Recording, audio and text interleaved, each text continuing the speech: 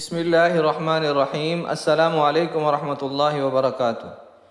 امید کرتا ہوں آپ سب خیریت سے ہوں گے، اور دعا ہے اللہ ہم سب کی پریشانیوں کو، مشکلات کو دور فرمائے۔ آج کی ویڈیو بہت اہم ہے۔ اس میں حضور صلی اللہ علیہ وسلم نے فرمایا کہ قرآن پاک کا دل ایک سورت ہے۔ تو اس ویڈیو کے اندر بتلایا جائے گا کہ قرآن پاک کا دل کون سی سورت ہے، اور وظیفہ بتلایا جائے گا، وظیفے کا طریقہ بتلایا جائے گا۔ تو ویڈیو کو پورا دیکھیں۔ چلتے ہیں آج کے وظائف کی طرف۔ حضور صلی اللہ علیہ وسلم نے فرمایا، ہر چیز کا ایک دل ہوتا ہے، اور قرآن پاک کا دل سورۃ یاسین ہے۔ احادیث میں سورۃ یاسین کے بہت سے فضائل وارد ہوئے ہیں، اور اسی سورت میں اللہ تعالیٰ کے حکم کرنے کے طریقے کو بھی بیان کیا گیا ہے۔ اس سورت کے بہت سے فضائل ہیں، اور رسول پاک صلی اللہ علیہ وسلم نے فرمایا کہ میرا دل چاہتا ہے کہ میری امت کا ہر فرد اس سورت کو روزانہ صبح پڑھے، اور میری امت کے ہر فرد کے دل میں یہ سورت بستی ہو۔ اس اللہ تعالیٰ کی شان یہ ہے کہ جب وہ کسی چیز کا ارادہ کرتا ہے تو اس سے فرما دیتا ہے کہ ہو جا، تو وہ ہو جاتی ہے۔ لفظ اول ہے اور لفظ ہی آخر ہے۔ رب کا لفظ کن ہے، اور انسان کے لیے پہلا لفظ اقرا ہے۔ رب کا لفظ کائنات کے لیے اور زمان و مکان کے لیے، ہر شے کے لیے تھا۔ اس کا ثمر یعنی اس کا نتیجہ فیکون ہے، اور انسان کا لفظ انسان کے لیے تھا۔ اس پر عمل نہ صرف انسان کا پہلا اور بنیادی فرض ہے، بلکہ یہ وہ الف ہے جو سارے اعمال، سارے نظریات کی بنیاد ہے۔ اقرا پہچان کا نام ہے، پڑھنے کے بعد ایمان کا نام ہے۔ ہم لفظ نہیں دیکھتے، معنی نہیں دیکھتے، اس کے اندر نہیں اترتے، ہم اس پر بغیر دیکھے ایمان لاتے ہیں۔ ایک بیش قیمت جزدان میں لپیٹ کر اونچے مقام پر رکھ دیتے ہیں، آنکھیں بند کر کے اس کا طواف کرتے ہیں۔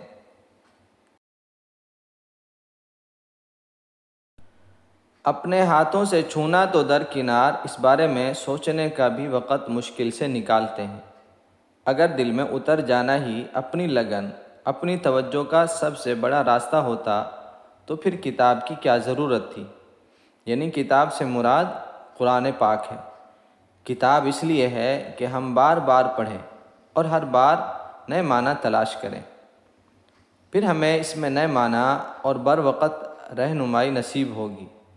لفظ کی حرمت یہ ہے کہ جو پڑھے یہ جانے کہ یہ وحی اسی کے لیے اسی وقت اس کے دل پر نازل ہوئی ہے۔ اللہ کے ہر حرف میں ایک جہان معنی آباد ہے، جس کا ہماری سوچ احاطہ بھی نہیں کر سکتی۔ ہم صرف اپنی صلاحیت کے مطابق اس میں سے معنی اخذ کرتے ہیں۔ تو پھر انسان جو اللہ کے نور کا پرتو ہے، اس کے حرف کے اندر بھی کئی معنی پوشیدہ ہو سکتے ہیں اور ہوتے ہیں۔ خیر، بہت وسیع موضوع ہے۔ میں کن فیکون کی ترکیب درج کر رہا ہوں۔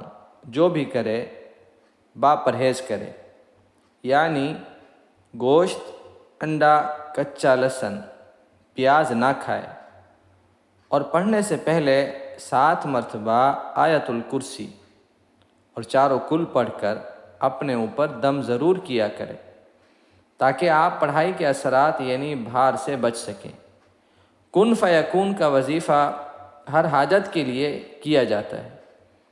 اگر جاب نہیں لگ رہی، یا ویزے کا مسئلہ ہے، اولاد نہیں ہو رہی، شادی کی بندش یا رکاوٹ ہے، یا پسند کی شادی میں کوئی رکاوٹ ہے، کاروباری بندش، جادو، سحر سے حفاظت، سرکاری ملازمت کے حصول غرض،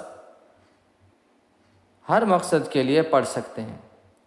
ذاتی مکان کی خواہش ہو،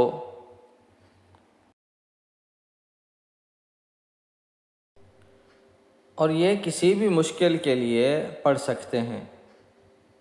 اب چلتے ہیں وظیفے کے طریقے کی طرف۔ اس کو پڑھنے کا طریقہ کیا ہے؟ اگر آپ اس وظیفے کو اسی طریقے پر کریں گے جیسا کہ بتلایا جا رہا ہے، انشاءاللہ تعالی جتنا بڑا مشکل کام ہوگا، جتنی بڑی حاجت ہوگی، اللہ پاک اس آیت کی ان الفاظ کی برکت سے اس کو پورا فرما دیں گے۔ وظیفے کا طریقہ یہ ہے کہ جمعرات کی رات بعد نماز عشاء 12 رکعت نماز نفل حاجات پڑھیں، اس کے بعد درود شریف 12 مرتبہ پڑھیں اور 1200 مرتبہ مدرجہ ذیل آیت، اور وہ یہ ہے: بسم اللہ الرحمن الرحیم انما امره اذا اراد شيئا ان يقول له كن فيكون۔ اس آیت کو 1200 مرتبہ مقصد کی نیت کر کے پڑھیں، اور پڑھائی مکمل کرنے کے بعد 12 مرتبہ درود شریف پڑھ کے اللہ پاک سے سجدے میں جا کر دعا کریں۔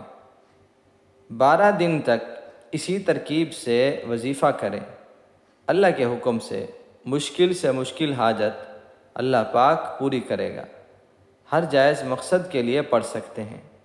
اللہ ہم سب کا حامی و ناصر ہو، آمین۔ اگر ویڈیو اچھی لگے اسے لائک کریں، کمنٹس کریں اور صدقہ جاریہ کے لیے دوسروں کو شیئر کریں۔ السلام علیکم ورحمۃ اللہ وبرکاتہ۔